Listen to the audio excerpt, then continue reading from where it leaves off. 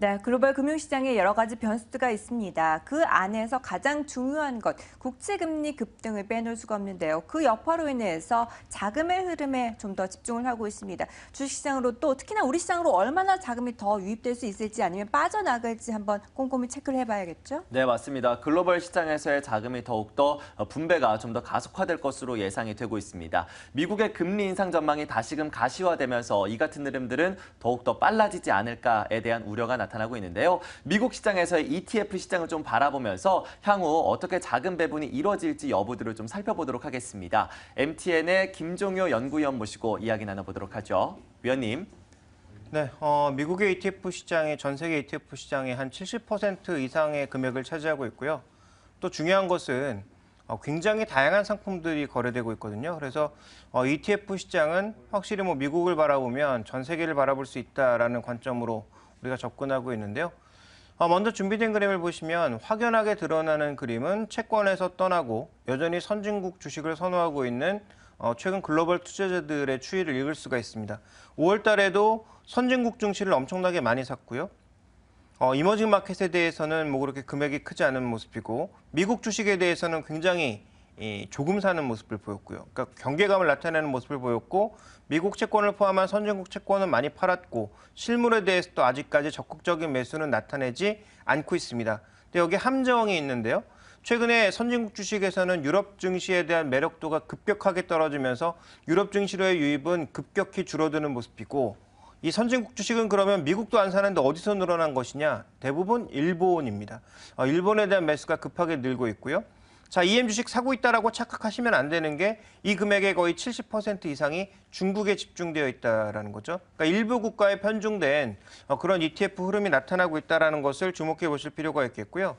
그다음에 또 하나 이제 주목해 줄 것은 이 국채 금리의 급등에 의해서 어제도 우리가 살펴봤지만 은행주들의 상승세, 은행업종의 상세가 더불어 나타나고 있다는 점은 주목해 볼 만한 포인트입니다.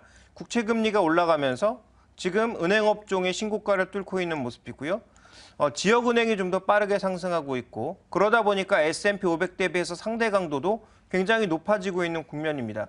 이러면서 반대로 리츠 관련주들 전부 떨어지고 있고 부동산 관련주 하락하고 있고 배당 관련주가 전반적인 하락 추세로 전환되고 있는 점은 굉장히 의미 있는 시사점이라고 봐야 되겠죠. 그래서 글로벌 자산 배분에서 전체적인 흐름을 보시면 특정 국가와 특정 업종에 대한 선호도가 나타나고 있을 뿐 전반적으로 자산이 우리 쪽으로 오고 있다. 이렇게 얘기하기는 좀 어려운 국면이다라고 봐야 될 것 같습니다. 네, 일부 국가들 중심으로 편중된 ETF 시장의 흐름을 확인해 볼 수가 있습니다. 그 안에서 상대적으로 은행주들이 강세가 시현이 되고 있는 가운데 국채 시장이 좀 흔들리면서 다소 채권 시장의 분위기가 좋지 않습니다. 주식 시장으로까지 그 엄습해오는 분위기가 한껏 느껴지고 있는데요. 그래서 그레이트 로테이션의 가능성도 제기되고 있는데 그 가능성이 실제로 있나요? 개인적인 판단으로는 거의 없다라고 보고 있습니다. 이 그레이트 로테이션이라고 하는 게 주식과 채권의 대체 관계를 명확하게 인정했을 때만 가능한 건데요.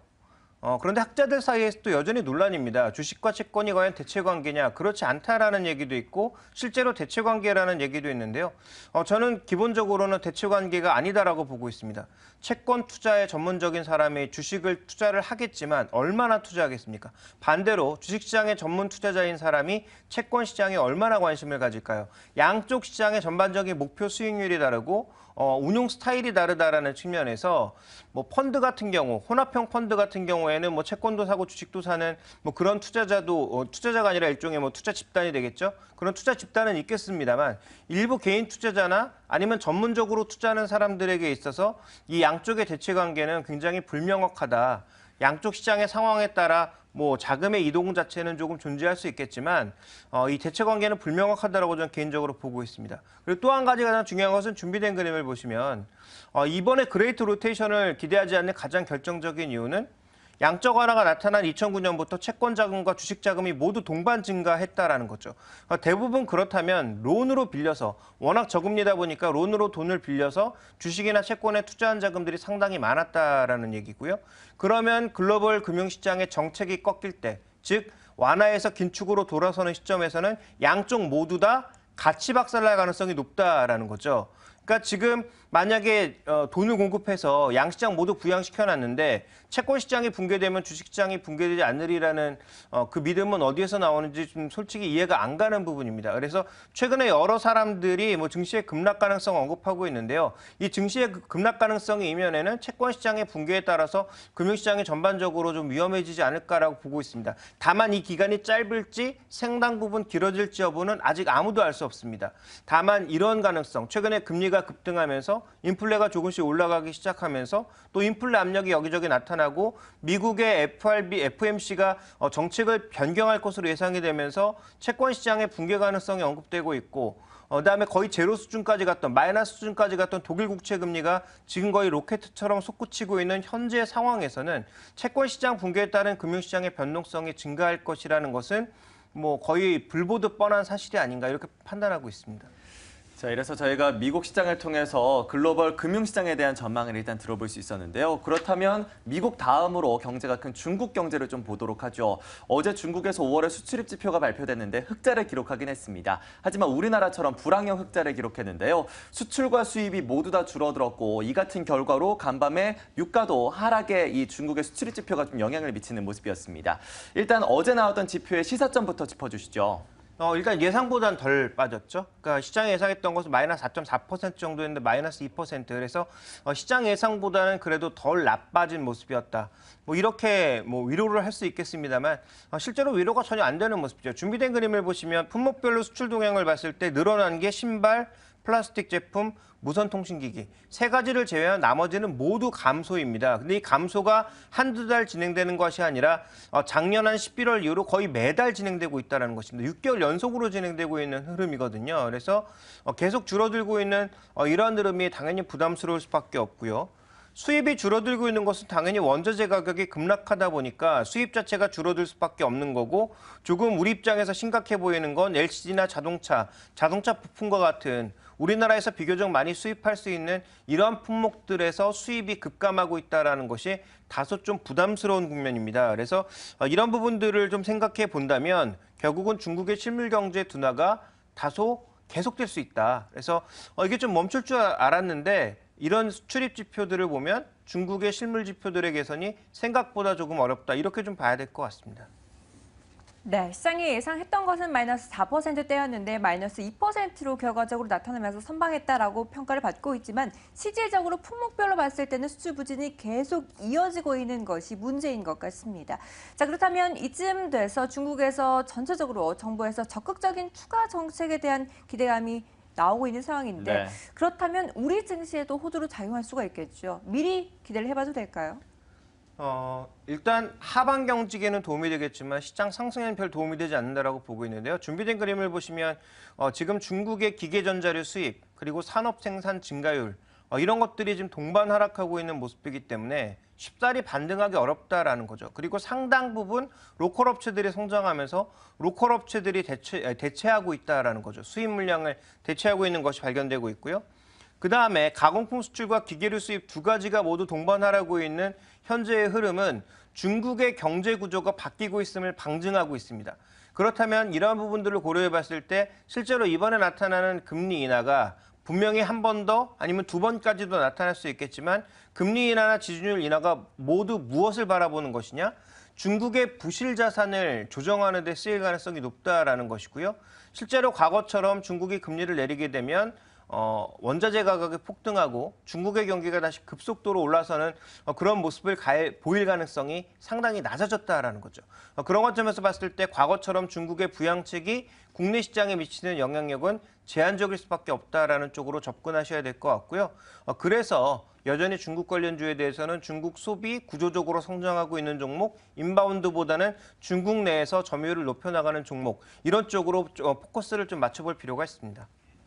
중국 관련주로는 여전히 중국 내수 안에서 성장하고 있는 종목들에 집중해보자라는 이야기를 해주셨습니다. 그렇다면 글로벌 이 바이오 제약주에 대한 관점은 또 어떠한지도 궁금한데요. 최근 셀트리온이 강한 상승을 보여주고 있습니다. 하지만 네. 앞서 저희가 살펴봤었던 미국의 셀진 코퍼레이션 같은 경우에는 3월 이후로 다소 좀 조정 양상이 나타나고 있는 상황인데요. 글로벌 바이오 제약주들의 흐름부터 좀 짚어주시죠.